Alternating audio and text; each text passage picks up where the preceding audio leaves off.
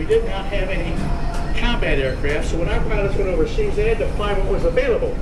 And what was available was the Ariat, the French plane up there, the French plane here called the Newport, and also the Sopwith Camel, British plane. And since we didn't have any airplanes, that's what they flew when they went overseas. Now, gosh, I hope I don't start it. I don't know why I do that. I don't get what I do at the time to start. First of all, a pilot will tell you that when you take off an airplane and that tail wheel comes off the ground, you're sitting on the two front wheels, the engine causes a torque that makes the plane want to go to the left. So you have to correct for that with your rudder pedal. But this one, this is a different type of engine. This is called a rotary engine. And a rotary engine, the engine turns as well as the pop. So boy, have we got torque now. We can make a great left turn. Sometimes when you want to make a right turn, you got a gyroscopic effect, you got a right diving turn, and you didn't plan on it. So that was problem number one. Number two, this was a two-cycle engine. No carburetor, no throttle. You spun the pop, you get out of the way. So we had airfields, not airports, because it was full tilt right now.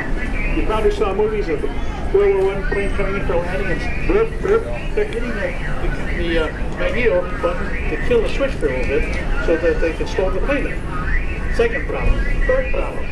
There's the exhaust, and up there's a pilot, and he's sticking his head out to see where the red bearing is. The exhaust from the plane are getting into his face.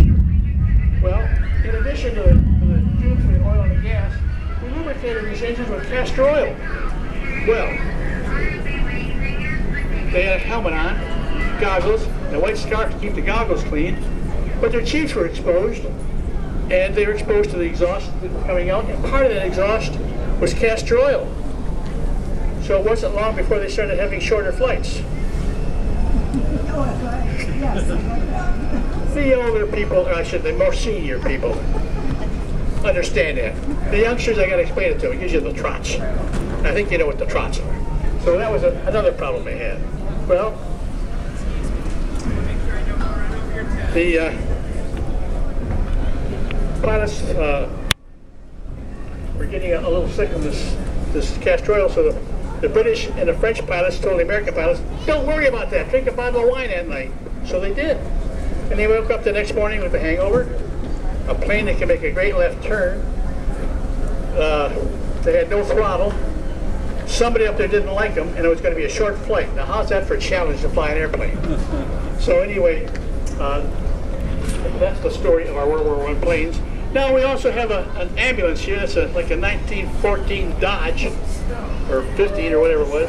And that's what they had in those days. And we found that, and we acquired it.